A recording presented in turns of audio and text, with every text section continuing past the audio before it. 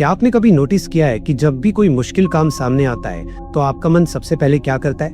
भागने की सोचता है, टालने की सोचता है, बहाने बनाने लगता है। अभी नहीं, कल कर लूंगा, ये मेरे बस का नहीं है, पहले थोड़ा और तैयार हो जाता हूं, फिर शुरू करूंगा। ये लाइन सुनकर आपको कुछ फेमिलियर लगा? लगना चाहिए, क्योंकि ये लाइंस हम सब ने कभी ना कभी खुद से कही है। और अगर आप ईमानदारी से सोचें तो ये लाइंस आपने एक बार नहीं, बार बार कही हैं। लेकिन सवाल यह है कि आखिर ऐसा क्यों होता है? क्यों हमारा दिमाग मुश्किल कामों से भागता है? क्या हम लेजी हैं? क्या हम कमजोर हैं? क्या हमारे अंदर टैलेंट नहीं है? नहीं, बिल्कुल नहीं। ये इतना सिंपल नहीं है। इसके पीछे आपके दिमाग की एक पूरी दुनिया काम कर रही है। एक ऐसी दुनिया जिसे आप देख नहीं सकते, लेकिन जो हर एक डिसीजन को कंट्रोल कर रही है, हर एक चॉइस को इन्फ्लुएंस कर रही है। और अगर आपने इस दुनिया को समझ लिया तो मैं प्रॉमिस करता हूं आपकी जिंदगी बदल जाएगी। आज की इस वीडियो में हम बहुत गहराई में जाएंगे। हम समझेंगे कि जब कोई इंसान किसी मुश्किल काम से भागता है तो उसके माइंड में एग्जैक्टली क्या चल रहा होता है, कौन कौन से साइकोलॉजिकल पैटर्न्स काम करते हैं, कौन सी बिलीव्स उसे रोकती हैं, और सबसे इम्पोर्टेंट, इससे बाहर कैसे निकले। तो अगर आप भी उन लोगों में से हैं जो मुश्किल कामों को टालते हैं, जो चैलेंजेस से डरते हैं, जो बार बार अपने कंफर्ट जोन में वापस आ जाते हैं, तो ये वीडियो आपके लिए है। इसे पूरा देखिए, एक एक मिनट इंपॉर्टेंट है। चलिए सबसे पहले बात करते हैं एक बहुत बेसिक लेकिन बहुत पावरफुल कॉन्सेप्ट की, और वो है हमारे ब्रेन का प्राइमरी फंक्शन। आप जानते हैं हमारा ब्रेन किस लिए बना है? क्या क्रिएटिविटी के लिए? क्या सक्सेस के लिए? क्या गोल्स अचीव करने के लिए? नहीं, हमारा ब्रेन बना है सर्वाइवल के लिए, सिर्फ और सिर्फ सर्वाइवल के लिए। हजारों साल पहले जब इंसान जंगलों में रहता था तो उसका ब्रेन सिर्फ एक काम करता था, उसे जिंदा रखना, खतरे से बचाना, एनर्जी कंजर्व करना और किसी भी ऐसी सिचुएशन से दूर रखना जो रिस्की हो सकती है। अब प्रॉब्लम यह है कि हमारा ब्रेन आज भी वैसे ही काम करता है। हम 21st सेंचुरी में जी रहे हैं, लेकिन हमारा ब्रेन अभी भी स्टोन एज वाला सॉफ्टवेयर चला रहा है। इसीलिए जब भी कोई मुश्किल काम सामने आता है तो ब्रेन उसे एक थ्रेट की तरह देखता है, एक डेंजर की तरह देखता है। सोचिए, आपको एक नया बिजनेस शुरू करना है। आपको पता है कि ये आपकी लाइफ बदल सकता है, लेकिन ब्रेन क्या करता है? ब्रेन कहता है रुक जा, ये रिस्की है, क्या पता फेल हो गया तो, पैसे डूब गए तो, लोग हंसे तो, अभी जो है वो सेफ है, इसी में रहे। ये ब्रेन की नेचुरल रिस्पॉन्स है। इसे फाइट और फ्लाइट रिस्पॉन्स कहते हैं। और ज्यादातर लोग फ्लाइट चूज करते हैं, यानी भागना, क्योंकि भागना सेफ लगता है, भागना कंफर्टेबल लगता है, भागने में कोई रिस्क नहीं है। लेकिन यहाँ एक बहुत बड़ी आयरनी है, भागने में कोई इमीडिएट रिस्क नहीं है, लेकिन लॉन्ग टर्म में भागना सबसे बड़ा रिस्क है। क्योंकि जब आप मुश्किल कामों से भागते हैं तो आप अपनी ग्रोथ से भाग रहे होते हैं, अपने पोटेंशियल से भाग रहे होते हैं, अपनी फ्यूचर से भाग रहे होते हैं। और एक दिन जब आप पीछे मुड़कर देखते हैं तो पता चलता है कि जिन चीजों से आप भागे वो चीजें इतनी मुश्किल थी भी नहीं, बस आपके ब्रेन ने उन्हें मुश्किल बना दिया था। अब बात करते हैं दूसरे बहुत इंपॉर्टेंट कॉन्सेप्ट की, और वो है फियर ऑफ फेलियर, असफलता का डर। ये शायद सबसे कॉमन रीजन है कि लोग मुश्किल कामों से क्यों भागते हैं। और ये डर इतना पावरफुल है कि ये लॉजिकल थिंकिंग को कंप्लीटली ओवरराइड कर देता है। जब कोई इंसान किसी मुश्किल काम के बारे में सोचता है तो उसके माइंड में सबसे पहले फेलियर की इमेजेस आती है। वो इमेजिन करता है कि अगर मैंने ये काम किया और फेल हो गया तो क्या होगा, लोग क्या कहेंगे, फैमिली क्या सोचेगी, दोस्त क्या रिएक्शन देंगे। और ये इमेजेस इतनी विविड होती है, इतनी रियल लगती है कि इंसान को लगता है कि फेलियर ऑलरेडी हो चुका है, वो फेल होने से पहले ही फेल हो चुका है अपने माइंड में। मैं आपको एक एग्जांपल देता हूँ। मान लीजिए आपको एक एग्जाम देना है, एक कॉम्पिटिटिव एग्जाम। अब जैसे ही आप प्रिपरेशन शुरू करने बैठते हैं, आपका माइंड क्या करता है? इतना बड़ा सिलेबस है, कैसे कवर होगा, इतने सारे स्टूडेंट्स बैठते हैं, मेरा क्या चांस है, पिछली बार भी तो नहीं हुआ था, इस बार क्या अलग होगा, अगर इस बार भी फेल हो गया तो एक और साल वेस्ट। ये सब थॉट्स एक एक करके आती हैं, और हर थॉट एक वेट की तरह है जो आपके ऊपर गिरता है। और एक पॉइंट के बाद ये वेट इतना हैवी हो जाता है कि आप उठ ही नहीं पाते। आप बुक बंद कर देते हैं, फोन उठा लेते हैं, यूट्यूब ओपन कर लेते हैं, इंस्टाग्राम स्क्रॉल करने लग जाते हैं, और फिर एक गिल्ट आती है, मुझे पढ़ना चाहिए था, मैंने टाइम वेस्ट किया। लेकिन ये गिल्ट भी ज्यादा देर नहीं टिकती, क्योंकि ब्रेन फिर से रैशनलाइज कर देता है, कल से पक्का, कल से सीरियसली शुरू करूंगा। और ये साइकिल चलती रहती है, दिन ब दिन, हफ्ते दर हफ्ते, महीने दर महीने। और एक दिन एग्जाम आ जाता है और आप अनप्रिपेयर्ड बैठे होते हैं और फिर एक्चुअली फेल हो जाते हैं। और ब्रेन कहता है देखा, मैंने पहले ही कहा था कि ये नहीं होगा। लेकिन सच ये है कि आप फेल इसलिए नहीं हुए कि आप केपेबल नहीं थे, आप फेल इसलिए हुए क्योंकि फेलियर के डर ने आपको प्रिपेयर ही नहीं होने दिया। ये एक सेल्फ फुलफिलिंग प्रोफेसी है। आपने फेलियर का डर मानकर काम ही नहीं किया और इसीलिए एक्चुअली फेल हो गए। अब इस फियर ऑफ फेलियर को और डीपली समझते हैं। ये डर सिर्फ फेलियर का नहीं है, ये डर है रिजेक्शन का, जजमेंट का, और सबसे बड़ा ये डर है कि मैं इनफ नहीं हूं। जब कोई इंसान किसी मुश्किल काम से भागता है तो डीप डाउन उसे एक्चुअली ये डर होता है कि अगर मैंने पूरी कोशिश की और फिर भी फेल हो गया तो इसका मतलब मैं सच में केपेबल नहीं हूं। और ये थॉट बहुत पेनफुल है। ये थॉट आइडेंटिटी को अटैक करती है। इसीलिए बहुत से लोग डेलिबरेटली पूरी कोशिश नहीं करते, वो हाफ हार्टेडली काम करते हैं ताकि अगर फेल हो तो कह सके कि मैंने ट्राई ही नहीं किया प्रॉपरली। अगर ट्राई करता तो हो जाता। ये एक साइकोलॉजिकल डिफेंस मैकेनिज्म है जिसे सेल्फ हैंडीकैपिंग कहते हैं। सेल्फ हैंडीकैपिंग में इंसान खुद ही अपने रास्ते में ऑब्स्टिकल्स रख लेता है ताकि फेलियर का ब्लेम उन ऑब्स्टिकल्स पर डाल सके, खुद पर नहीं। मैं फेल इसलिए हुआ क्योंकि मैंने टाइम नहीं दिया। मैं फेल इसलिए हुआ क्योंकि मेरे रिसोर्सेज नहीं थे। मैं फेल इसलिए हुआ क्योंकि मुझे सही गाइडेंस नहीं मिली। ये सब एक्सक्यूजेस है और ये एक्सक्यूजेस ब्रेन बनाता है आपकी आइडेंटिटी को प्रोटेक्ट करने के लिए, ताकि आपको कभी ये फेस न करना पड़े कि शायद आप इनफ नहीं हैं। लेकिन आयरनी देखिए, जब आप ये एक्सक्यूजेस बनाते हैं तो आप एक्चुअली ग्रो नहीं करते, और जब आप ग्रो नहीं करते तो आप एक्चुअली इनफ बनते भी नहीं। तो ये डर खुद ही रियलिटी बन जाता है। अब बात करते हैं तीसरे बहुत इंपॉर्टेंट फैक्टर की, और वो है इंस्टेंट ग्रेटिफिकेशन, तुरंत मजा। हम एक ऐसे टाइम में जी रहे हैं जहां सब कुछ इंस्टेंट है। Instant food, instant entertainment, instant communication, instant everything. और इस इंस्टेंट वर्ल्ड ने हमारे ब्रेन को ट्रेन कर दिया है कि रिवॉर्ड तुरंत मिलना चाहिए। अब मुश्किल कामों की एक बहुत बड़ी प्रॉब्लम यह है कि इनमें रिवॉर्ड तुरंत नहीं मिलता। अगर आप जिम जाते हैं तो बॉडी एक दिन में नहीं बनती। अगर आप बिजनेस शुरू करते हैं तो पैसा एक हफ्ते में नहीं आता। अगर आप कोई स्किल सीखते हैं तो मास्टरी महीनों, सालों में आती है। और ब्रेन को ये बात बिल्कुल पसंद नहीं आती। ब्रेन कहता है इतनी मेहनत, इतना टाइम और गारंटी भी नहीं। छोड़ो यार, फोन उठाओ, रील देखो, डोपामिन लो, मजा करो। और यही होता है, लोग मुश्किल काम छोड़कर इजी काम करने लग जाते हैं क्योंकि इजी कामों में इंस्टेंट रिवॉर्ड मिलता है। इंस्टाग्राम स्क्रॉल करो, डोपामिन मिली। गेम खेलो, डोपामिन मिली। जंक फूड खाओ, डोपामिन मिली।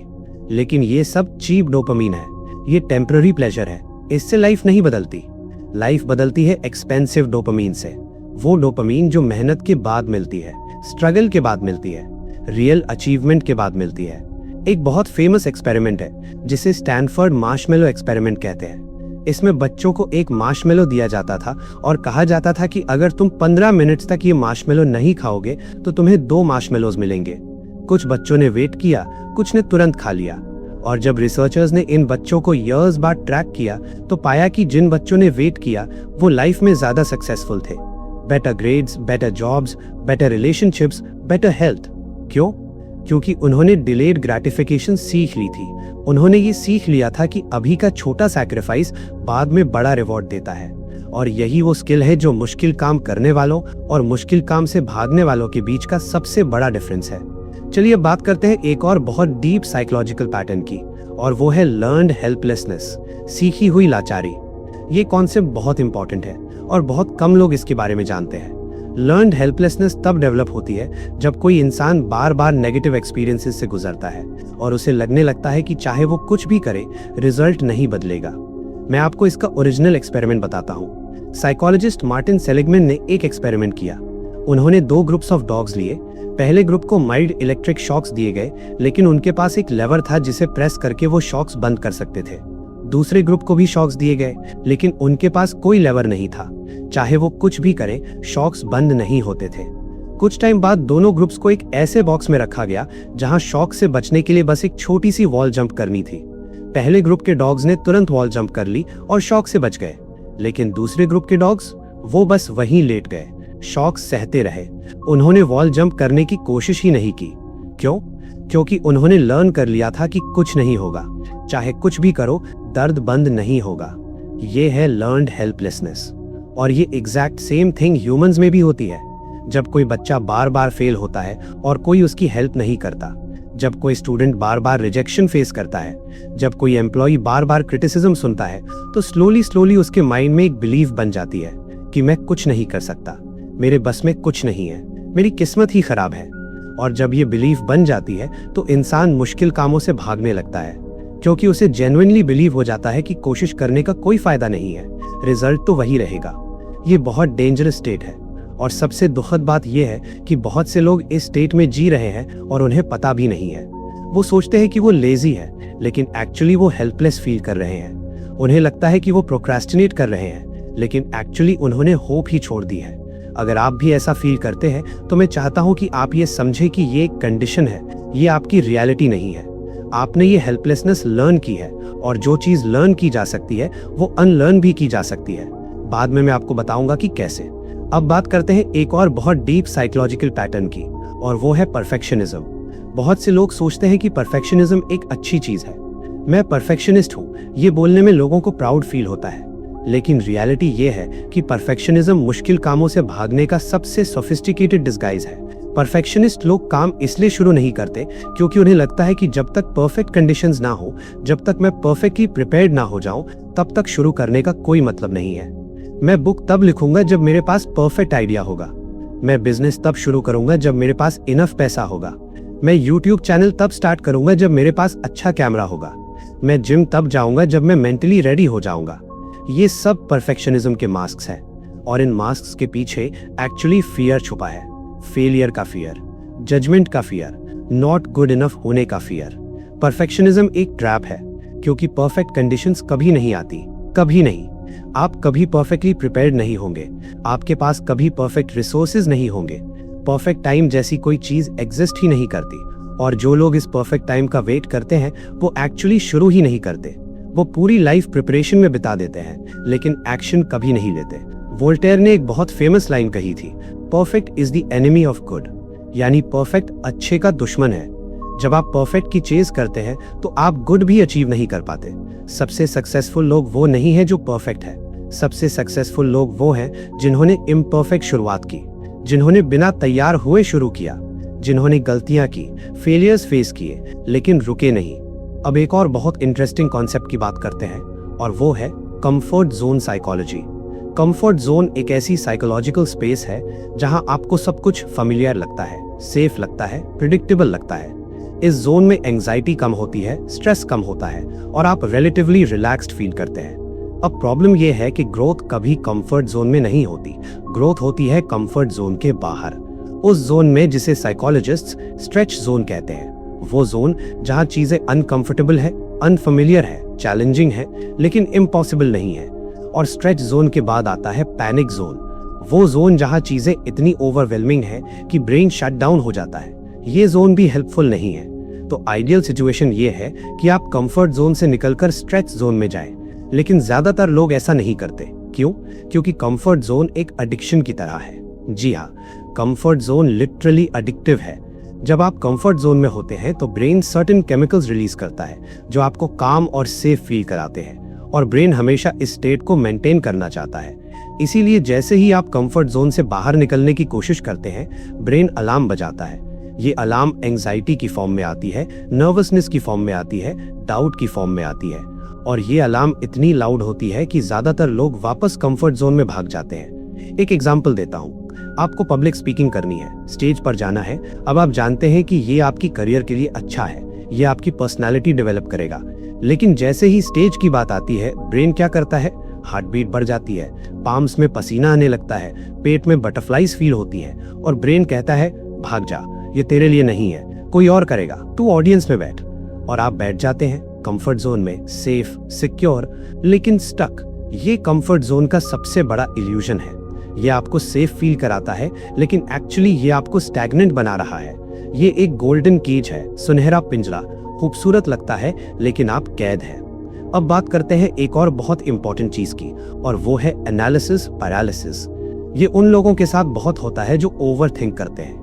ये लोग मुश्किल काम से सीधे नहीं भागते, ये लोग उस काम को इतना एनालाइज करते हैं, इतना सोचते हैं, इतने एंगल से देखते हैं कि अल्टीमेटली कोई एक्शन ही नहीं ले पाते।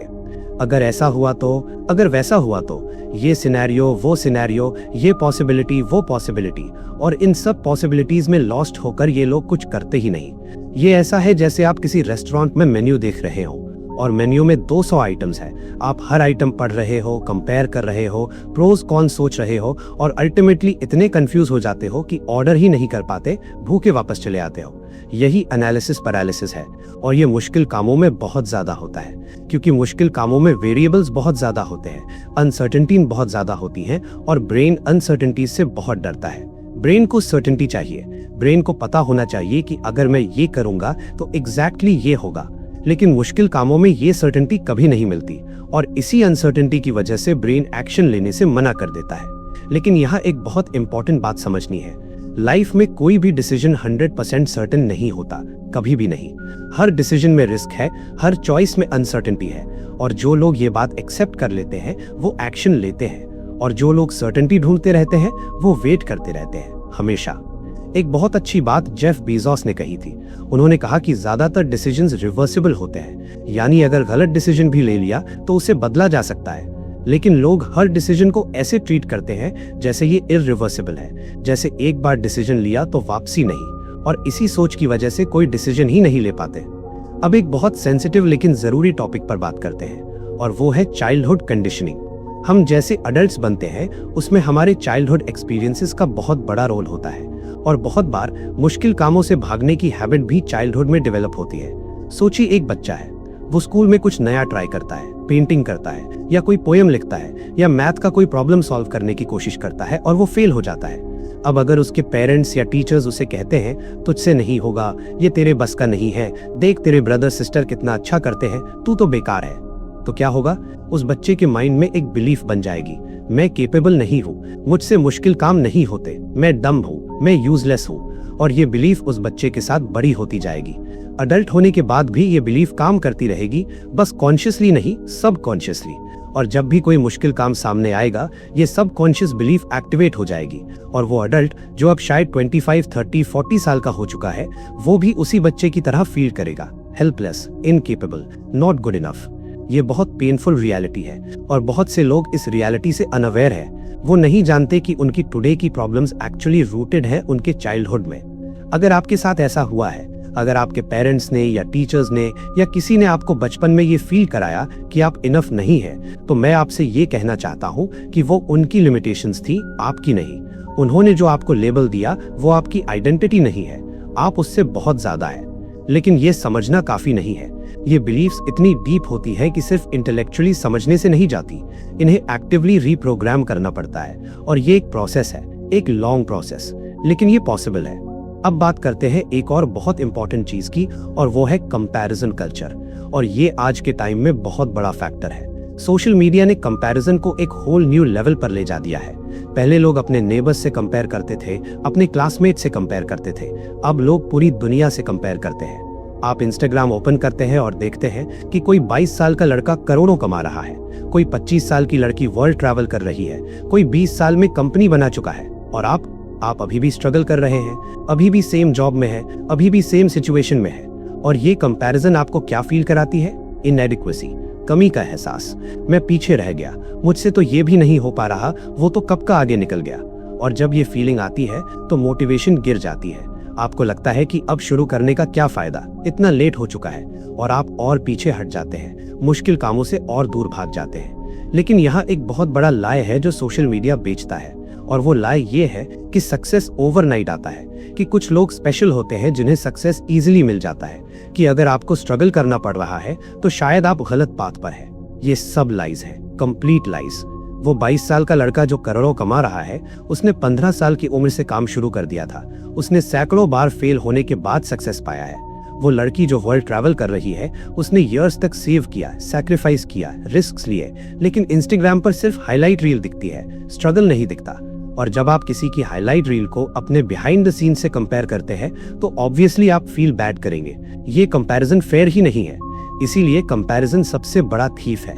ये आपकी जॉय चुराता है, आपका कॉन्फिडेंस चुराता है, आपकी मोटिवेशन चुराती है, और अल्टीमेटली ये आपसे एक्शन लेने की एबिलिटी चुराती है। अब बात करते हैं एक और बहुत कॉमन पैटर्न की, और वो है कैटास्ट्रोफाइजिंग। हिंदी में कहे तो चीजों को बहुत बड़ा बना देना।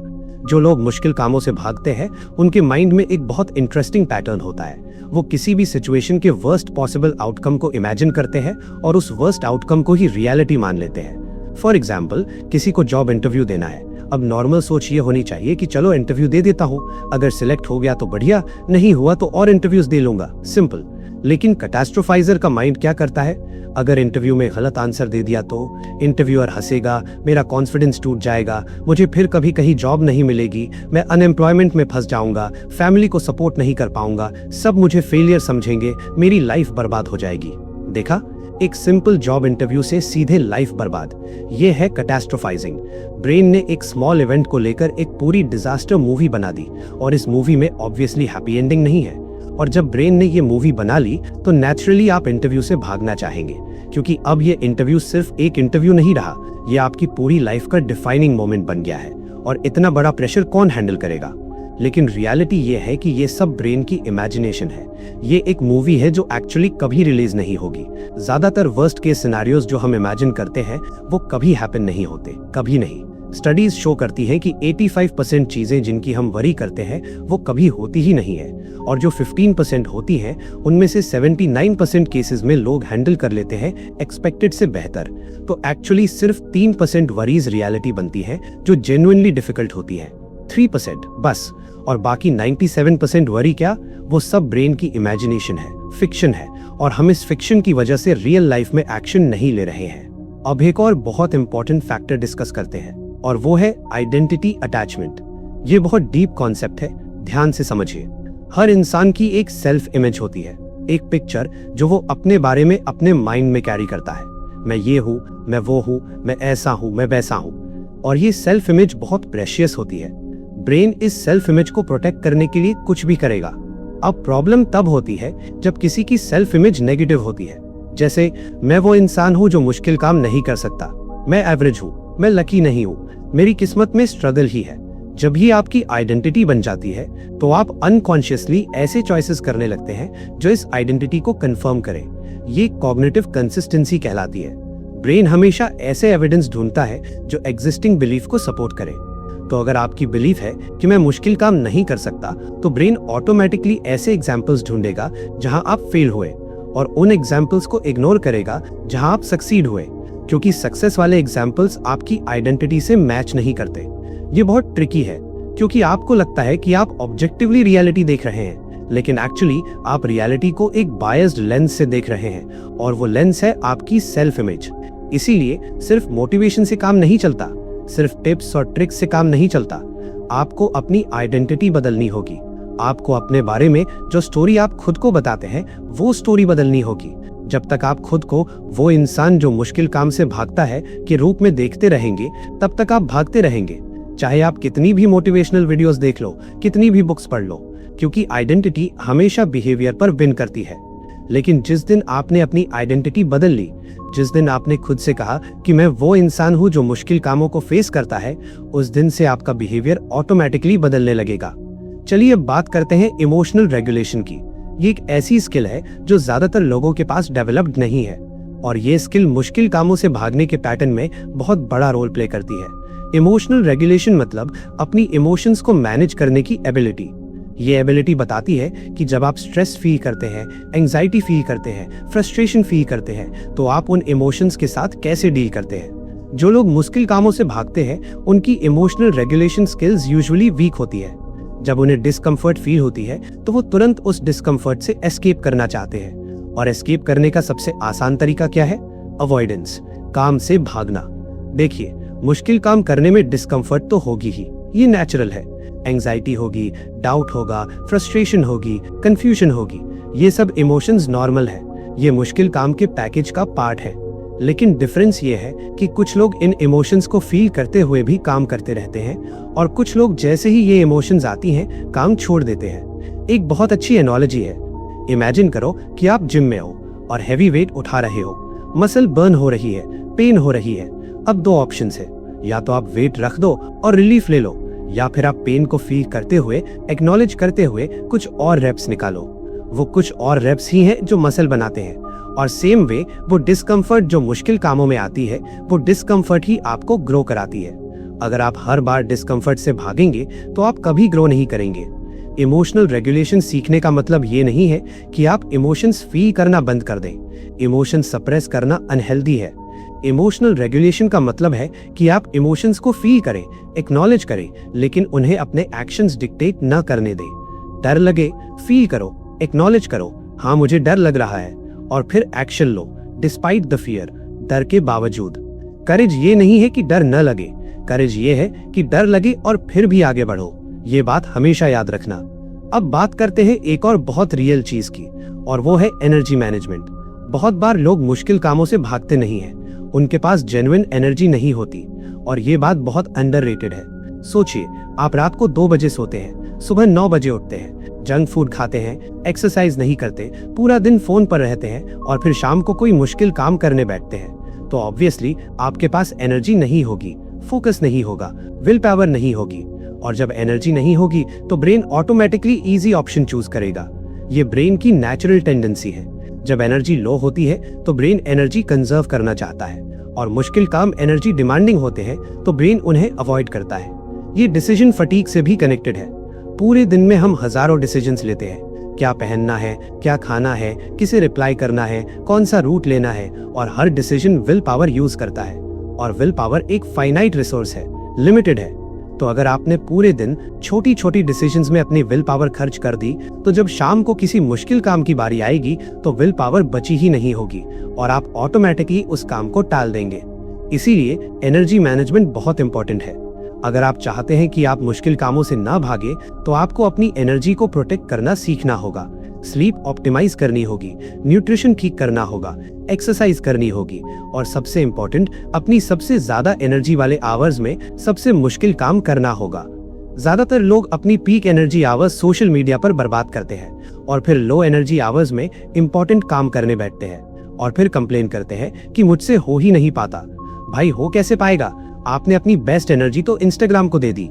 अब बात करते हैं एक और बहुत पावरफुल साइकोलॉजिकल कॉन्सेप्ट की, और वो है संक कॉस्ट फैलेसी, और उसके opposite the what the hell effect. बहुत बार लोग मुश्किल कामों से भागते हैं क्योंकि उन्हें लगता है कि उन्होंने ऑलरेडी बहुत कुछ इन्वेस्ट कर दिया है एक पर्टिकुलर पाथ में, और अब चेंज करना मतलब वो सब वेस्ट हो जाएगा। लेकिन दूसरी तरफ the what the hell effect में जब लोग एक बार अपना गोल मिस कर लेते हैं तो वो पूरी तरह से गिव अप कर देते हैं। जैसे कोई डाइट पर है और एक दिन पिज्जा खा लेता है, तो इंस्टेड ऑफ सेइंग ठीक है एक गलती हुई, कल से वापस ऑन ट्रैक, वो कहता है व्हाट द हेल, अब तो डाइट टूट ही गया, आइसक्रीम भी खा लेता हूँ, केक भी खा लेता हूँ, मंडे से नया स्टार्ट करूंगा। ये सेम पैटर्न मुश्किल कामों में भी दिखता है। एक दिन काम नहीं कर पाए, व्हाट द हेल, अब तो मोमेंटम टूट ही गया, नेक्स्ट वीक से शुरू करूंगा। एक बार फेल हो गए, व्हाट द हेल, अब तो सब बर्बाद हो गया, छोड़ देता हूँ। ये ऑल और नथिंग थिंकिंग है, और ये बहुत डिस्ट्रक्टिव है। लाइफ में परफेक्शन नहीं होती, कभी कभी आप स्टंबल करेंगे, गिरेंगे, मिस करेंगे, लेकिन एक स्टंबल मतलब पूरी रेस ओवर नहीं है। आप उठ सकते हैं, फिर से शुरू कर सकते हैं। प्रोग्रेस लीनियर नहीं होती, ये जिगजैग होती है, 2 कदम आगे 1 कदम पीछे, और ये नॉर्मल है, ये हेल्दी है। प्रॉब्लम तब होती है जब आप 1 कदम पीछे जाकर सोचते हैं कि मैं कभी आगे नहीं बढ़ सकता, और परमानेंटली रुक जाते हैं। अब बात करते हैं पर्पस और मीनिंग की। ये शायद सबसे फंडामेंटल रीजन है कि लोग मुश्किल कामों से क्यों भागते हैं, और वो रीजन है पर्पस की कमी। जब आपको क्लियरली पता हो कि आप ये काम क्यों कर रहे हैं, तो कितना भी मुश्किल काम हो आप करते रहेंगे। लेकिन जब वाई क्लियर नहीं है तो छोटी सी मुश्किल भी बड़ी लगती है। विक्टर फ्रैंकल, जो एक हॉलोकॉस्ट सर्वाइवर और साइकेट्रिस्ट थे, उन्होंने एक बहुत पावरफुल बात कही, He who has a why to live can bear almost anyhow। जिसके पास जीने की वजह है वो किसी भी तरीके से जी सकता है। ये बात मुश्किल कामों पर भी अप्लाई होती है। जिसके पास काम करने की स्ट्रॉन्ग वाई है वो हाउ फिगर आउट कर लेगा, चाहे कितनी भी मुश्किलें आए। लेकिन प्रॉब्लम ये है कि ज्यादातर लोगों को अपना वाई पता ही नहीं है। वो बस फॉलो कर रहे हैं, सोसाइटी फॉलो कर रहे हैं, पेरेंट्स फॉलो कर रहे हैं, ट्रेंड्स फॉलो कर रहे हैं। उनका कोई पर्सनल वाई नहीं है, और जब वाई नहीं है तो मुश्किल काम सिर्फ बर्डन लगते हैं, सिर्फ पेन लगते हैं, क्योंकि pain to purpose ratio imbalanced है। पेन बहुत है लेकिन पर्पस 0। सोचिए, एक माँ है, उसका बच्चा बीमार है, डॉक्टर ने कहा कि इलाज बहुत महंगा है। अब वो माँ क्या करेगी? वो दिन रात काम करेगी, 2-2 जॉब्स करेगी, खुद भूखी रहेगी लेकिन पैसे बचाएगी। कोई भी मुश्किल हो वो भागेगी नहीं। क्यों? क्योंकि उसका वाई क्रिस्टल क्लियर है। उसका वाई इतना स्ट्रॉन्ग है कि कोई भी हाउ उसे नहीं रोक सकता। अब अपने आप से पूछिए, आपका वाई क्या है? आप जो काम कर रहे हैं वो क्यों कर रहे हैं? अगर आपके पास इस सवाल का क्लियर आंसर नहीं है तो शायद इसीलिए आप भाग रहे हैं, शायद इसीलिए मोटिवेशन नहीं टिकती, शायद इसीलिए हर मुश्किल पहाड़ लगती है। अपना वाई ढूंढिए और जब वो वाई मिल जाए तो देखना मुश्किलें छोटी लगने लगेंगी। अब बात करते हैं सोशल प्रेशर और पीपल प्लीजिंग की। बहुत से लोग मुश्किल काम करना तो चाहते हैं लेकिन करते नहीं, क्योंकि उन्हें इस बात का डर होता है कि लोग क्या कहेंगे। ये लोग क्या कहेंगे सिंड्रोम भारतीय सोसाइटी में बहुत गहरा है, और ये सिर्फ भारत में नहीं पूरी दुनिया में है। ह्यूमंस सोशल क्रीचर्स हैं। हमारा सर्वाइवल हिस्टोरिकली ग्रुप में रहने पर डिपेंड करता था, और ग्रुप से रिजेक्ट होने का मतलब था डेथ। इसीलिए ब्रेन रिजेक्शन से बहुत डरता है, और ये रिजेक्शन का डर आज भी उतना ही पावरफुल है। जब आप कोई मुश्किल काम करने की सोचते हैं, जैसे कि अपना बिजनेस शुरू करना, करियर चेंज करना, कुछ अनकन्वेंशनल करना, तो ब्रेन इमीडिएटली लोग क्या कहेंगे मोड में चला जाता है। अगर फेल हो गया तो लोग हंसेंगे, रिलेटिव्स टॉन्ट मारेंगे, फ्रेंड्स जज करेंगे, सोसाइटी एक्सेप्ट नहीं करेगी, और इन सब थॉट्स की वजह से आप वो काम करते ही नहीं जो आप करना चाहते हैं। आप वो बन जाते हैं जो दूसरे चाहते हैं कि आप बनो, इंस्टेड ऑफ वो जो आप एक्चुअली बनना चाहते हो। ये पीपल प्लीजिंग है, और पीपल प्लीजिंग एक स्लो पॉइजन है। ये आपको बाहर से अच्छा इंसान दिखाती है लेकिन अंदर से खोखला कर देती है, क्योंकि आप अपनी ऑथेंटिक सेल्फ से डिस्कनेक्ट हो जाते हैं। आप अपनी real desires, real goals, real dreams को सप्रेस कर देते हैं, सिर्फ इसीलिए कि लोग अनकंफर्टेबल हो जाएंगे। लेकिन एक बात सोचिए, वो लोग जिनकी आप इतनी केयर करते हैं वो आपकी लाइफ में कितना इन्वेस्ट करते हैं? ज्यादातर लोग जिनकी ओपिनियन की आप वरी करते हैं वो आपके बारे में 5 मिनट भी नहीं सोचते। उनकी अपनी प्रॉब्लम्स है, अपनी इनसिक्योरिटीज हैं, अपनी लाइफ है। वो बस एक मोमेंट के लिए कमेंट करते हैं और अपनी लाइफ में बिजी हो जाते हैं। और आप उनकी एक कमेंट की वजह से अपनी पूरी लाइफ डायरेक्शन बदल लेते हैं। ये कितना अनफेयर है, खुद के साथ कितना अनफेयर है। एक बहुत अच्छी बात है, What other people think of you is none of your business। जो लोग आपके बारे में सोचते हैं वो उनका काम है, आपका नहीं। आपका काम है अपनी लाइफ को बेस्ट पॉसिबल वे में जीना। अब बात करते हैं एक और इंटरेस्टिंग फिनोमेनन की, और वो है ज़ाइगर्निक इफेक्ट। ज़ाइगर्निक इफेक्ट कहता है कि इनकम्प्लीट टास्क हमारे माइंड में कंप्लीटेड टास्क से ज्यादा जगह लेते हैं। यानी जो काम आपने शुरू नहीं किया या बीच में छोड़ दिया वो आपके माइंड में कंटिन्यूअसली चलता रहता है, बैकग्राउंड में, like a browser tab that's always open. और ये टैब एनर्जी कंज्यूम करता है, मेंटल एनर्जी, इमोशनल एनर्जी। ये कांस्टेंट नैगिंग फीलिंग देता है कि कुछ पेंडिंग है, कुछ इनकम्प्लीट है, कुछ करना बाकी है। अब इंटरेस्टिंग ये है कि बहुत से लोग मुश्किल कामों से भागते हैं ताकि स्ट्रेस से बचे, लेकिन एक्चुअली भागने से स्ट्रेस और बढ़ता है, क्योंकि ज़ाइगर्निक इफेक्ट उस इनकम्प्लीट टास्क को बार बार याद दिलाता रहता है। ये एक मेंटल बर्डन बन जाता है जो आपको कॉन्स्टेंटली वे करता रहता है। इसीलिए बहुत बार आप नोटिस करेंगे कि जब आप किसी मुश्किल काम से भागते हैं तो आप एक्चुअली रिलैक्स नहीं कर पाते। आप फोन देख रहे हैं लेकिन एंजॉय नहीं कर रहे, शो देख रहे हैं लेकिन फुली एंगेज नहीं है, क्योंकि बैकग्राउंड में वो पेंडिंग टास्क चल रहा है। और ये आयरॉनिकल है, आप भागे स्ट्रेस से बचने के लिए, लेकिन स्ट्रेस और बढ़ गया। अवॉइडेंस ने प्रॉब्लम सॉल्व नहीं किया, प्रॉब्लम कंपाउंड कर दिया। सॉल्यूशन क्या है? शुरू करो, बस शुरू करो। पूरा काम करने की जरूरत नहीं, बस पहला स्टेप लो, क्योंकि ज़ाइगर्निक इफेक्ट दोनों तरफ काम करता है। एक बार काम शुरू कर दो तो ब्रेन उसे कंप्लीट करना चाहता है, मोमेंटम बिल्ड होता है, और स्लोली स्लोली वो मुश्किल काम मैनेजेबल लगने लगता है। अब एक और प्रैक्टिकल चीज डिस्कस करते हैं, और वो है टास्क परसेप्शन, यानी हम किसी काम को कैसे देखते हैं, कैसे परसीव करते हैं। बहुत बार ऐसा होता है कि काम एक्चुअली उतना मुश्किल होता नहीं जितना हम सोचते हैं, हमारा परसेप्शन उसे मुश्किल बना देता है। फॉर एग्जाम्पल, आपको एक रिपोर्ट बनानी है और आपके माइंड में ये रिपोर्ट इन जायंट ओवरवेलमिंग इम्पॉसिबल टास्क है, लेकिन एक्चुअली अगर आप इसे ब्रेक डाउन करें तो ये है: रिसर्च करनी है 2 घंटे, आउटलाइन बनानी है 30 मिनट, फर्स्ट ड्राफ्ट लिखना है 3 घंटे, एडिट करना है 1 घंटा, टोटल 6-7 घंटे। ये इतना इम्पॉसिबल नहीं है ना? लेकिन जब आप पूरी रिपोर्ट को एक सिंगल जायंट टास्क की तरह देखते हैं तो ये ओवरवेलमिंग लगता है। ये चंकिंग कहलाती है, किसी बड़े टास्क को छोटे छोटे चंक्स में तोड़ना। और ये टेक्निक बहुत पावरफुल है, क्योंकि ब्रेन छोटे टास्क को ज्यादा मैनेजेबल परसीव करता है, और जब टास्क मैनेजेबल लगता है तो ब्रेन रेजिस्ट कम करता है। एक बहुत अच्छा कोट है, how do you eat an elephant?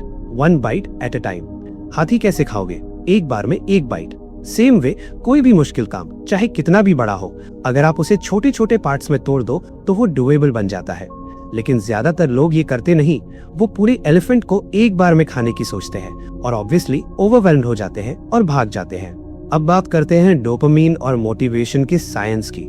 ये बहुत इंटरेस्टिंग है। बहुत से लोग सोचते हैं कि डोपामीन प्लेजर केमिकल है, लेकिन actually dopamine primarily motivation chemical है। डोपामीन आपको कुछ करने के लिए मोटिवेट करती है। ये रिवॉर्ड एंटिसिपेशन से कनेक्टेड है, नॉट रिवॉर्ड इटसेल्फ। अब प्रॉब्लम ये है कि मॉडर्न लाइफस्टाइल ने हमारे डोपामीन सिस्टम को हाईजैक कर लिया है। Social media, video games, pornography, junk food, ये सब हाई डोपामीन एक्टिविटीज हैं। ये आर्टिफिशियली बहुत ज्यादा डोपामीन रिलीज करवाती है बिना किसी रियल एफर्ट के। और जब ब्रेन को बिना एफर्ट के इतनी डोपामीन मिलने लगती है तो ब्रेन का बेसलाइन डोपामीन लेवल बदल जाता है। ब्रेन को हाई डोपामीन की एडिक्शन हो जाती है और फिर जो एक्टिविटीज लो डोपामीन प्रोड्यूस करती हैं, जैसे पढ़ना, काम करना, एक्सरसाइज करना, वो बोरिंग लगने लगती है, अनअपीलिंग लगने लगती है। ये ऐसा है जैसे किसी को रोज बिरयानी खिलाओ और फिर उसे दाल रोटी दो, वो दाल रोटी रिफ्यूज करेगा। ये क्या है, मुझे तो बिरयानी चाहिए। सेम वे, जब ब्रेन को रोज सोशल मीडिया और एंटरटेनमेंट से हाई डोपामीन मिल रही है तो रियल वर्क की लो डोपामीन उसे एक्सेप्टेबल नहीं लगती और ये एक विशियस साइकिल बन जाती है। आप रियल वर्क नहीं करते, इसीलिए रियल रिवॉर्ड्स नहीं मिलते। रियल रिवॉर्ड्स नहीं मिलते, इसीलिए और डिस्करेज होते हैं और डिस्करेज होने पर और ज्यादा चीप डोपामीन सोर्सेज की तरफ जाते हैं और ये साइकिल चलती रहती है। इसीलिए अगर आप सीरियसली चाहते हैं कि आप मुश्किल कामों से भागना बंद करें तो आपको अपनी डोपामीन डाइट फिक्स करनी होगी, चीप डोपामीन सोर्सेज रिड्यूस करनी होगी, सोशल मीडिया लिमिट करनी होगी, फोन यूसेज कंट्रोल करना होगा और स्लोली ब्रेन को लो डोपामीन एक्टिविटीज अप्रिशिएट करना सिखाना होगा। ये इजी नहीं है, इनिशियली बहुत बोरिंग लगेगा, रेस्टलेस फील होगा, लेकिन 2-3 वीक्स में ब्रेन रिकैलिब्रेट हो जाता है और फिर जो एक्टिविटीज पहले बोरिंग लगती थी वो इंटरेस्टिंग लगने लगती हैं, क्योंकि ब्रेन का बेसलाइन डोपामीन लेवल नॉर्मल हो जाता है। अब बात करते हैं एक और बहुत रियल इशू की, और वो है ओवरवेल्म। ओवरवेल्म तब होता है जब डिमांड्स रिसोर्सेज से ज्यादा हो जाती हैं, जब आपके प्लेट में इतना कुछ हो जाता है कि आपको समझ ही नहीं आता कि कहां से शुरू करें। और आज के टाइम में ओवरवेल्म बहुत कॉमन है। Work pressure, family expectations, financial stress, health issues, social obligations, information overload, सब मिलाकर एक परफेक्ट स्टॉर्म बनाते हैं। और जब कोई ओवरवेल्म्ड होता है तो ब्रेन फ्रीज हो जाता है, लिटरली। ये पैरालिसिस बाय ओवरवेल्म है। आपके सामने इतने टास्क हैं कि ब्रेन डिसाइड ही नहीं कर पाता कि कौन सा पहले करे, और रिजल्ट कुछ भी नहीं होता। ये ऐसा है जैसे 10 लोग एक साथ आपसे बात कर रहे हो, आप किसी एक को भी प्रॉपर्ली सुन नहीं पाओगे। सेम वे, जब 10 टास्क एक साथ अटेंशन डिमांड करते हैं तो आप किसी एक पर भी प्रॉपर्ली फोकस नहीं कर पाते। ओवरवेल्म से बचने का तरीका है प्रायोरिटाइजेशन। ये डिसाइड करना कि अभी इस मोमेंट सबसे इंपॉर्टेंट काम कौन सा है और सिर्फ उस एक काम पर फोकस करना, बाकी सब बाद में। एक बहुत इफेक्टिव टेक्निक है जिसे आइजनहावर मैट्रिक्स कहते हैं। इसमें आप टास्क को 4 कैटेगरीज में डिवाइड करते हैं: urgent and important, important but not urgent, urgent but not important और नीदर अर्जेंट नॉर इम्पोर्टेंट, और फिर अकॉर्डिंगली प्रायोरिटाइज करते हैं। लेकिन टेक्निक से भी ज्यादा इंपॉर्टेंट है माइंडसेट। ये एक्सेप्ट करना कि आप एक टाइम पर एक ही काम कर सकते हैं। मल्टीटास्किंग एक मिथ है। ब्रेन मल्टीटास्क नहीं कर सकता, वो बस टास्क्स के बीच रैपिडली स्विच करता है, जो एक्चुअली प्रोडक्टिविटी डिक्रीज करता है। तो एक काम चुनो, उस पर फोकस करो, कंप्लीट करो, फिर नेक्स्ट काम। सिंपल, इजी नहीं लेकिन सिंपल। अब एक और बहुत इंपॉर्टेंट एंगल से बात करते हैं, और वो है ट्रॉमा और पास्ट एक्सपीरियंसेस। ये बहुत सेंसिटिव टॉपिक है, लेकिन डिस्कस करना जरूरी है, क्योंकि बहुत से लोग जो मुश्किल कामों से भागते हैं उनका ये बिहेवियर एक्चुअली पास्ट ट्रॉमा से कनेक्टेड होता है। ट्रॉमा बड़ा ही हो ये जरूरी नहीं, ट्रॉमा स्मॉल भी हो सकता है। एक टीचर का बचपन में पब्लिकली ह्यूमिलिएट करना ट्रॉमा है। पेरेंट्स का कॉन्स्टेंटली क्रिटिसाइज करना ट्रॉमा है। बुलिंग ट्रॉमा है। A significant failure at a critical time trauma है। और ट्रॉमा ब्रेन को रिवायर कर देता है, लिटरली। ट्रॉमेटिक एक्सपीरियंसेस के बाद ब्रेन का अमिगडाला, जो फियर सेंटर है, वो ओवर एक्टिव हो जाता है और प्रीफ्रंटल कॉर्टेक्स, जो रैशनल थिंकिंग कंट्रोल करता है, अंडर एक्टिव हो जाता है। इसका मतलब है कि ट्रॉमेटाइज्ड ब्रेन हर सिचुएशन में डेंजर देखता है। हर न्यू चैलेंज एक पोटेंशियल थ्रेट लगता है और ब्रेन ऑटोमेटिकली फ्लाइट मोड में चला जाता है। अगर आपको बचपन में किसी ने बार बार बताया कि तुम ये नहीं कर सकते, तो आपके ब्रेन ने नए काम ट्राई करना इक्वल्स टू डेंजर, ये इक्वेशन बना ली। और अब जब भी कोई मुश्किल काम सामने आता है, ब्रेन ऑटोमेटिकली उस पुरानी इक्वेशन को एक्टिवेट कर देता है। ये कॉन्शियस डिसीजन नहीं है, ये ऑटोमेटिक रिस्पॉन्स है। और इसीलिए बहुत से लोगों को ये समझ ही नहीं आता कि मैं भागता क्यों हूँ। मुझे पता है कि ये काम करना चाहिए, फिर भी मैं कर नहीं पा रहा। ये लैक ऑफ विल पावर नहीं है, ये ट्रॉमा रिस्पॉन्स है। और ट्रॉमा हीलिंग एक प्रोसेस है जिसमें टाइम लगता है और प्रोफेशनल हेल्प बहुत इंपॉर्टेंट है। अगर आपको लगता है कि आपके पास्ट एक्सपीरियंसेस आपके प्रेजेंट बिहेवियर को ज्यादा इफेक्ट कर रहे हैं, तो प्लीज एक गुड थेरेपिस्ट से बात करें। ये वीकनेस की साइन नहीं है, ये स्ट्रेंथ की साइन है, ये करेज है। अब बात करते हैं सॉल्यूशंस की। अब तक हमने बहुत डीपली समझा कि मुश्किल कामों से भागने वालों के माइंड में क्या चलता है। अब ये समझते हैं कि इससे बाहर कैसे निकले। पहला सॉल्यूशन, अवेयरनेस। ये सबसे इंपॉर्टेंट स्टेप है। जब तक आपको पता ही नहीं कि आप भाग रहे हैं, तब तक आप रुक कैसे पाएंगे। बहुत से लोग ऑटो पायलट पर जी रहे हैं, उन्हें कॉन्शियसली पता ही नहीं कि वो मुश्किल कामों से भाग रहे हैं। इसीलिए पहला काम है सेल्फ अवेयरनेस डेवलप करना, अपने पैटर्न्स ऑब्जर्व करना, नोटिस करना कि कब, किस सिचुएशन में और कैसे आप अवॉइड करते हैं। एक जर्नल रखिए, हर दिन लिखिए कि आज मैंने कौन सा काम अवॉइड किया, क्यों अवॉइड किया, उस टाइम मेरे माइंड में क्या चल रहा था, कौन सी फीलिंग्स आ रही थी। जब आप ये ऑब्जर्व करना शुरू करेंगे तो पैटर्न्स दिखने लगेंगे, और जब पैटर्न्स दिखते हैं तो उन्हें चेंज करना पॉसिबल हो जाता है। दूसरा सॉल्यूशन, स्टार्ट स्मॉल। बहुत छोटा शुरू करो। ज्यादातर लोग फेल इसीलिए होते हैं क्योंकि वो बहुत बड़ा शुरू करने की कोशिश करते हैं। कल से 5 बजे उठूंगा, 2 घंटे एक्सरसाइज करूंगा, 4 घंटे पढ़ूंगा, no phone, no junk food, complete discipline, और 1 हफ्ते में वापस 0 पर। ऐसा इसलिए होता है क्योंकि ये चेंज बहुत बड़ा है।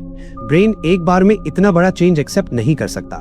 ब्रेन को ग्रेजुअल चेंज चाहिए। इसीलिए इतना छोटा शुरू करो कि नो कहना ऑलमोस्ट इम्पॉसिबल हो। एक्सरसाइज करनी है, रोज सिर्फ 5 मिनट। बुक पढ़नी है, रोज सिर्फ 1 पेज। मेडिटेशन करनी है, रोज सिर्फ 2 मिनट। ये रिडिक्युलसली स्मॉल लगता है, लेकिन पॉइंट ये नहीं है कि आप कितना कर रहे हो। पॉइंट ये है कि आप कंसिस्टेंटली कर रहे हो, और कंसिस्टेंसी से हैबिट बनती है, और हैबिट बनने के बाद नेचुरली वॉल्यूम बढ़ता है। जेम्स क्लियर ने अपनी बुक एटॉमिक हैबिट्स में एक बहुत अच्छी बात कही है। You do not rise to the level of your goals, you fall to the level of your systems. आप अपने गोल्स के लेवल तक नहीं उठते, आप अपने सिस्टम्स के लेवल तक गिरते हैं। इसीलिए गोल्स सेट करने से ज्यादा इंपॉर्टेंट है सिस्टम्स बिल्ड करना। तीसरा solution, reframe your relationship with failure. Failure को एनिमी मत मानो। फेलियर टीचर है, फीडबैक है, डेटा है, इंफॉर्मेशन है जो बताती है कि क्या काम नहीं किया, ताकि आप नेक्स्ट टाइम कुछ डिफरेंट ट्राई कर सके। थॉमस एडिसन ने लाइट बल्ब बनाने से पहले 10,000 बार फेल किया था। जब किसी ने उनसे पूछा कि 10,000 बार फेल होकर कैसा लगा, तो उन्होंने कहा, मैं फेल नहीं हुआ, मैंने 10,000 ऐसे तरीके ढूंढे जो काम नहीं करते। ये पर्सपेक्टिव शिफ्ट है, और ये पर्सपेक्टिव शिफ्ट बहुत पावरफुल है। जब आप फेलियर को लर्निंग अपॉर्चुनिटी की तरह देखने लगते हैं, तो फेलियर का डर कम हो जाता है, और जब डर कम होता है तो एक्शन लेना इजी हो जाता है। एक एक्सरसाइज ट्राई करो। अपने लाइफ की 5 सबसे बड़ी फेलियर्स याद करो, और हर फेलियर के बारे में लिखो कि उससे आपने क्या सीखा, और वो सीखने आपकी लाइफ को कैसे बेटर बनाया। आप सरप्राइज्ड होंगे कि ज्यादातर केसेस में फेलियर्स ने आपकी लाइफ को एक्चुअली बेटर डायरेक्शन में पुश किया। चौथा सॉल्यूशन, बिल्ड अकाउंटेबिलिटी। अकेले मुश्किल काम करना और भी मुश्किल है। जब कोई देख नहीं रहा, जब किसी को रिपोर्ट नहीं करना, तो अवॉइड करना बहुत ईजी हो जाता है। इसीलिए अकाउंटेबिलिटी बहुत इंपॉर्टेंट है। कोई अकाउंटेबिलिटी पार्टनर बनाओ, कोई फ्रेंड, कोई मेंटर, कोई कोच, जिसे आप रेगुलरली रिपोर्ट करो कि मैंने क्या किया, क्या नहीं किया। स्टडीज शो करती हैं कि जब आप किसी को अपने गोल के बारे में बताते हैं और रेगुलर चेक इन्स करते हैं, तो आपकी गोल अचीव करने के चांसेस 65% बढ़ जाते हैं। और अगर वो अकाउंटेबिलिटी पार्टनर भी आपके साथ सेम गोल पर काम कर रहा हो, तो चांसेस 95% तक बढ़ जाते हैं। ये बहुत पावरफुल है। ह्यूमन बीइंग्स सोशल क्रीचर्स हैं। हम दूसरों की एक्सपेक्टेशंस पर बेटर परफॉर्म करते हैं अपनी एक्सपेक्टेशन से। ये वीकनेस नहीं है, ये ह्यूमन नेचर है। इसे यूज करो। पांचवा सॉल्यूशन, प्रैक्टिस डिस्कम्फर्ट। ये सुनने में वियर्ड लग सकता है, लेकिन डेलिबरेटली अनकंफर्टेबल सिचुएशंस में जाना प्रैक्टिस करो। कोल्ड शावर्स लो, फास्टिंग ट्राई करो, एक नई स्किल सीखो जिसमें तुम बिगिनर हो, पब्लिक में बोलो, स्ट्रेंजर्स से बात करो। जब आप रेगुलरली डिस्कम्फर्ट प्रैक्टिस करते हैं, तो ब्रेन डिस्कम्फर्ट से फेमिलियर हो जाता है, और जो फेमिलियर है वो थ्रेटनिंग नहीं लगता। स्लोली आपकी डिस्कम्फर्ट टॉलरेंस बढ़ जाती है, और जब डिस्कम्फर्ट टॉलरेंस बढ़ जाती है तो मुश्किल काम उतने डरावने नहीं लगते। नेवी सील्स, जो दुनिया के सबसे एलीट सोल्जर्स हैं, उनकी ट्रेनिंग का बहुत बड़ा पार्ट यही है, डेलिबरेटली अनकंफर्टेबल सिचुएशंस क्रिएट करना, ताकि सोल्जर्स डिस्कम्फर्ट से फेमिलियर हो जाए, और जब रियल डेंजरस सिचुएशंस आए तो वो पैनिक ना करें। आपको नेवी सील्स बनने की जरूरत नहीं है, लेकिन ये प्रिंसिपल अप्लाई जरूर कर सकते हो। रोज कुछ ऐसा करो जो अनकंफर्टेबल हो, एक स्मॉल थिंग, और स्लोली आपकी कैपेसिटी बढ़ती जाएगी। सातवां solution, visualise the cost of inaction. बहुत से लोग एक्शन लेने के कॉन्सिक्वेंसेस इमेजिन करते हैं कि अगर मैंने ये किया तो क्या क्या बुरा हो सकता है, लेकिन बहुत कम लोग इनएक्शन के कॉन्सिक्वेंसेज इमेजिन करते हैं कि अगर मैंने ये नहीं किया तो क्या क्या बुरा हो सकता है। ये एक्सरसाइज ट्राई करो। 5 साल बाद का अपना फ्यूचर इमेजिन करो। 2 वर्जन्स। वर्जन 1, आपने मुश्किल काम किया, रिस्क्स लिए, चैलेंजेस फेस किए, फेलियर से सीखा और अब आप 5 साल बाद एक कंप्लीटली डिफरेंट पोजीशन में हो, स्ट्रॉन्गर हो, मोर कॉन्फिडेंट हो, मोर सक्सेसफुल हो। वर्जन 2, आपने मुश्किल काम से भागना कंटिन्यू किया, सेफ रहे, कंफर्टेबल रहे, लेकिन ग्रो नहीं किए। 5 साल बाद आप एग्जैक्टली वही हो जहां आज हो, same problems, same frustrations, same regrets, plus 5 साल और बड़े। कौन सा वर्जन ज्यादा स्कैरी है? मुझे तो वर्जन 2 ज्यादा स्कैरी लगता है, क्योंकि फेलियर से रिकवर किया जा सकता है, लेकिन वेस्टेड टाइम कभी वापस नहीं आता। जेफ बेजोस ने भी अमेज़न स्टार्ट करने से पहले यही एक्सरसाइज की थी। उन्होंने इमेजिन किया कि 80 साल की उम्र में जब वो रॉकिंग चेयर पर बैठे होंगे तो क्या वो रिग्रेट करेंगे कि अमेज़न ट्राई ही नहीं किया, और आंसर वाज यस। और उसी रिग्रेट मिनिमाइजेशन फ्रेमवर्क ने उन्हें एक्शन लेने पर मजबूर किया। 7वां सॉल्यूशन, सेलिब्रेट स्मॉल विंस। ये बहुत अंडररेटेड है, लेकिन बहुत इंपॉर्टेंट है। जब भी आप कोई मुश्किल काम करें, चाहे वो कितना भी छोटा हो, उसे सेलिब्रेट करें। क्यों? क्योंकि सेलिब्रेशन ब्रेन में पॉजिटिव एसोसिएशन बनाती है। जब ब्रेन को ये एक्सपीरियंस होता है कि मुश्किल काम करने पर अच्छा फील होता है, तो वो नेक्स्ट टाइम मुश्किल काम से कम रेजिस्ट करता है। ये पॉजिटिव रीइंफोर्समेंट है। सेम प्रिंसिपल जो डॉग ट्रेनिंग में यूज होता है। डॉग को ट्रिक करने पर ट्रीट मिलती है तो वो ट्रिक बार बार करता है। सेम वे, जब आप मुश्किल काम करने पर खुद को सेलिब्रेट करते हैं, ट्रीट करते हैं, तो ब्रेन ये बिहेवियर रिपीट करना चाहता है। सेलिब्रेशन बड़ी होनी जरूरी नहीं, एक स्मॉल एक्नॉलेजमेंट काफी है। आज मैंने जिम जाकर अच्छा किया। आज मैंने उस डिफिकल्ट कॉन्वर्सेशन को अवॉइड नहीं किया, ब्रेव मूव। आज मैंने 1 आवर फोकस्ड वर्क किया, प्राउड ऑफ माई सेल्फ। ये छोटी छोटी सेलिब्रेशंस ब्रेन को रिवायर करती है। स्लोली मुश्किल काम इक्वल्स टू पेन वाली एसोसिएशन बदलकर मुश्किल काम इक्वल्स टू सेटिस्फैक्शन वाली एसोसिएशन बन जाती है। 8वां सॉल्यूशन, एनवायरनमेंट डिजाइन। ये बहुत प्रैक्टिकल और बहुत इफेक्टिव सॉल्यूशन है। अपने एनवायरनमेंट को ऐसे डिजाइन करो कि मुश्किल काम करना इजी हो और अवॉइड करना हार्ड हो। फॉर एग्जाम्पल, अगर आपको पढ़ना है तो फोन दूसरे रूम में रख दो। अगर जिम जाना है तो रात को ही जिम क्लोथ्स और शूज रेडी रख दो। अगर हेल्दी खाना है तो किचन से जंक फूड हटा दो। ये प्रिंसिपल बहुत सिंपल है। Reduce friction for good habits, increase friction for bad habits. अच्छी हैबिट्स के लिए रास्ता आसान बनाओ, बुरी हैबिट्स के लिए रास्ता मुश्किल बनाओ। बहुत से लोग सोचते हैं कि विल पावर से सब कुछ हो सकता है, लेकिन विल पावर लिमिटेड है और विल पावर पर डिपेंड करना एक लूजिंग स्ट्रैटेजी है। मच बेटर स्ट्रैटेजी है एनवायरनमेंट को ऐसे डिजाइन करना कि विल पावर की जरूरत ही कम पड़े। अगर आपके डेस्क पर फोन नहीं है तो आपको फोन न उठाने के लिए विल पावर यूज नहीं करनी पड़ेगी। अगर आपके फ्रिज में आइसक्रीम नहीं है तो आइसक्रीम न खाने के लिए विल पावर यूज नहीं करनी पड़ेगी। एनवायरनमेंट ने ऑलरेडी डिसीजन ले लिया। 9वां सॉल्यूशन, द 2 मिनट्स रूल। ये रूल बहुत सिंपल है और बहुत पावरफुल है। रूल ये है, अगर कोई काम 2 मिनट्स में हो सकता है तो उसे अभी करो, और अगर कोई काम बड़ा है तो उसके सिर्फ फर्स्ट 2 मिनट्स शुरू करो। ये रूल इसलिए काम करता है क्योंकि मुश्किल कामों में सबसे हार्ड पार्ट स्टार्टिंग होता है। एक बार शुरू कर दिया तो मोमेंटम बिल्ड होता है, और मोमेंटम पावरफुल है। Newton's first law of motion याद है? A body at rest stage at rest and a body in motion stage in motion. जो रुका है वो रुका रहता है, और जो चल रहा है वो चलता रहता है। सेम लॉ ह्यूमंस पर भी अप्लाई होता है। जब तक आप रुके हुए हैं रुके रहोगे, लेकिन एक बार मूवमेंट शुरू कर दो तो कंटिन्यू करना रिलेटिवली इजी हो जाता है। तो नेक्स्ट टाइम जब कोई मुश्किल काम सामने हो और ब्रेन कहे नहीं अभी नहीं बाद में, तो बस 2 मिनट्स कमिट करो। मैं सिर्फ 2 मिनट्स करूंगा, 2 मिनट्स के बाद छोड़ सकता हूँ। और ज्यादातर केसेस में आप 2 मिनट्स के बाद कंटिन्यू कर रहे होंगे, क्योंकि मोमेंटम ने किक इन कर दिया होगा। 10वां सॉल्यूशन, ग्रोथ माइंडसेट डेवलप करो। कैरल ड्वेक ने अपनी ग्राउंड ब्रेकिंग रिसर्च में 2 टाइप्स ऑफ माइंडसेट आइडेंटिफाई किए, फिक्स्ड माइंडसेट और ग्रोथ माइंडसेट।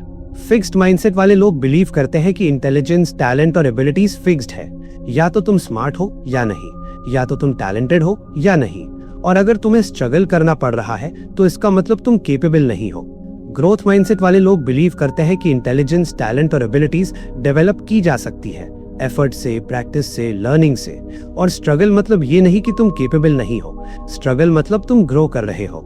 ये डिफरेंस बहुत फंडामेंटल है, और ये डायरेक्टली अफेक्ट करता है कि आप मुश्किल कामों को कैसे परसीव करते हो। फिक्स्ड माइंडसेट, ये काम बहुत मुश्किल है, मुझसे नहीं होगा, मैं इसके लिए बना ही नहीं हूँ। ग्रोथ माइंडसेट, ये काम मुश्किल है लेकिन अगर मैंने एफर्ट किया तो सीख लूंगा, शायद टाइम लगे लेकिन मैं इंप्रूव कर सकता हूँ। देखा डिफरेंस? सेम सिचुएशन, दो डिफरेंट रिस्पॉन्सेज, और ये रिस्पॉन्स डिसाइड करता है कि आप एक्शन लेंगे या भागेंगे। ग्रोथ माइंडसेट डेवलप करने के लिए अपनी लैंग्वेज बदलो। मुझसे नहीं होगा को रिप्लेस करो मुझसे अभी नहीं हो रहा लेकिन प्रैक्टिस से हो जाएगा से। मैं इसमें बुरा हूं को रिप्लेस करो मैं इसमें नया हूं और सीख रहा हूं से। ये स्मॉल लैंग्वेज चेंजेस ब्रेन को रिवायर करती है और ओवर टाइम आपकी पूरी अप्रोच बदल जाती है। अब बात करते हैं सेल्फ कंपैशन की। ये शायद सबसे ओवरलुक्ड सोल्यूशन है। बहुत से लोग सोचते हैं कि खुद पर हार्श होना मोटिवेटिंग है, कि अगर हम खुद को डांटेंगे, क्रिटिसाइज करेंगे, शेम करेंगे तो हम बेटर परफॉर्म करेंगे। लेकिन रिसर्च एग्जैक्टली ऑपोजिट कहती है। सेल्फ क्रिटिसिज्म एंजाइटी बढ़ाती है, मोटिवेशन घटाती है और अवॉइडेंस बिहेवियर इंक्रीज करती है, जबकि सेल्फ कंपैशन एंजाइटी कम करती है, मोटिवेशन बढ़ाती है और रेजिलियंस स्ट्रेंथन करती है। सेल्फ कंपैशन मतलब खुद के साथ वैसे बात करना जैसे आप अपने बेस्ट फ्रेंड से करते।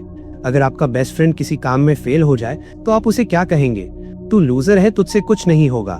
बिल्कुल नहीं, आप कहेंगे कोई बात नहीं यार, everyone fail sometimes, next time better करना, तू केपेबल है। तो फिर खुद से ऐसे क्यों नहीं बात करते?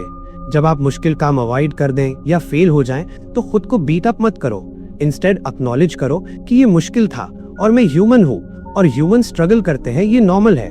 और फिर जेंटली खुद को पुश करो कि चलो एक और ट्राई करते हैं। ये जेंटल अप्रोच हार्श अप्रोच से ज्यादा इफेक्टिव है, क्योंकि हार्श अप्रोच फियर बेस्ड है और जेंटल अप्रोच ग्रोथ बेस्ड है। फियर शॉर्ट टर्म में काम करता है लेकिन लॉन्ग टर्म में बर्नआउट करता है। ग्रोथ सस्टेनेबल है। अब बात करते हैं एक और बहुत प्रैक्टिकल स्ट्रैटेजी की, और वो है इम्प्लीमेंटेशन इंटेंशन। रिसर्च शोज करती है कि सिर्फ गोल सेट करना इनफ नहीं है, आपको स्पेसिफिकली प्लान करना होगा कि वो गोल कब, कहां और कैसे एग्जीक्यूट करेंगे। इम्प्लीमेंटेशन इंटेंशन का फॉर्मेट ये है, मैं ये काम इस टाइम पर इस जगह करूंगा। For example, instead of saying मैं एक्सरसाइज करूंगा, से मैं सुबह 7 बजे पार्क में 30 मिनट्स वॉक करूंगा। इंस्टेड ऑफ मैं पढ़ूंगा, से मैं रात 9 बजे अपने स्टडी टेबल पर एक चैप्टर पढ़ूंगा। ये स्पेसिफिक प्लानिंग ब्रेन को क्लैरिटी देती है और क्लैरिटी अनसर्टेनिटी रिड्यूस करती है, और जब अनसर्टेनिटी कम होती है तो रेजिस्टेंस भी कम होता है। स्टडीज शो करती है कि इम्प्लीमेंटेशन इंटेंशंस यूज करने से गोल अचीवमेंट रेट सिग्निफिकेंटली इंप्रूव होती है। कुछ स्टडीज में 2-3 टाइम्स इंप्रूवमेंट देखी गई। अब बात करते हैं एक फाइनल और बहुत पावरफुल कॉन्सेप्ट की, और वो है मोमेंटम और कंपाउंड इफेक्ट। बहुत से लोग मुश्किल कामों से इसलिए भागते हैं क्योंकि उन्हें इमीडिएट रिजल्ट्स नहीं दिखते। वो एक हफ्ता काम करते हैं और कोई ड्रामेटिक चेंज नहीं दिखता तो डिस्करेज हो जाते हैं। लेकिन ये इसलिए है क्योंकि ग्रोथ एक्सपोनेंशियल होती है, लीनियर नहीं। पहले बहुत स्लो ग्रोथ होती है, ऑलमोस्ट इनविजिबल, लेकिन एक पॉइंट के बाद सडनली एक्सप्लोसिव ग्रोथ होती है। ये कंपाउंड इफेक्ट है। आइंस्टाइन ने कंपाउंड इंटरेस्ट को दुनिया का 8वां अजूबा कहा था, और ये प्रिंसिपल सिर्फ पैसों पर नहीं, लाइफ के हर एरिया पर अप्लाई होता है। अगर आप रोज 1% इंप्रूव करते हैं तो एक साल में आप 37 टाइम्स बेटर हो जाते हैं। 37 टाइम्स। लेकिन पहले कुछ महीनों में इंप्रूवमेंट ऑलमोस्ट नेग्लिजिबल लगती है और यहीं पर ज्यादातर लोग छोड़ देते हैं। ये वैली ऑफ डिसअपॉइंटमेंट कहलाती है। वो पीरियड जब आप काम तो कर रहे हो लेकिन रिजल्ट्स नहीं दिख रहे, और ये वैली बहुत टेस्टिंग होती है। ज्यादातर लोग इस वैली में गिव अप कर देते हैं, लेकिन जो लोग इस वैली को क्रॉस कर लेते हैं उनके लिए दूसरी तरफ एक्सपोनेंशियल ग्रोथ वेट कर रही होती है, और वो ग्रोथ इतनी ड्रामेटिक होती है कि वो सारे स्ट्रगल वर्थ इट बना देती है। तो पेशेंस रखिए, कंसिस्टेंसी रखिए। रिजल्ट्स नहीं दिख रहे इसका मतलब ये नहीं कि प्रोग्रेस नहीं हो रही, प्रोग्रेस हो रही है, बस सरफेस के नीचे। और एक दिन ये प्रोग्रेस सरफेस पर आएगी और तब सबको दिखेगा वो जो आपने चुपचाप बिल्ड किया है। अब मैं आपसे कुछ पर्सनल बात करना चाहता हूँ। मुझे पता है कि ये वीडियो बहुत इन्फॉर्मेशन हैवी रही है, बहुत कॉन्सेप्ट्स, बहुत साइकोलॉजी, बहुत स्ट्रैटेजीज, लेकिन अल्टीमेटली ये सब यूजलेस है अगर आप एक्शन नहीं लेते। मैंने आज जो भी बताया वो सब थ्योरेटिकली सही है, रिसर्च बैक्ड है, प्रूवन है, लेकिन नॉलेज बिना एक्शन के बस एंटरटेनमेंट है। और मैं नहीं चाहता कि ये वीडियो सिर्फ एंटरटेनमेंट बनकर रह जाए। इसीलिए मैं आपको एक चैलेंज दे रहा हूँ, एक स्मॉल चैलेंज जो आपकी लाइफ बदलने की शुरुआत कर सकता है। अभी इसी मोमेंट एक ऐसा काम आइडेंटिफाई करो जिससे आप भाग रहे हो, सिर्फ एक, वो सबसे इंपॉर्टेंट काम जो आप जानते हो कि करना चाहिए लेकिन अवॉइड कर रहे हो। और कल सबसे पहले उस काम के लिए सिर्फ 10 मिनट दो, सिर्फ 10 मिनट, इससे ज्यादा नहीं, बस 10 मिनट। और अगले दिन 15 मिनट, फिर 20 मिनट, स्लोली बढ़ाओ।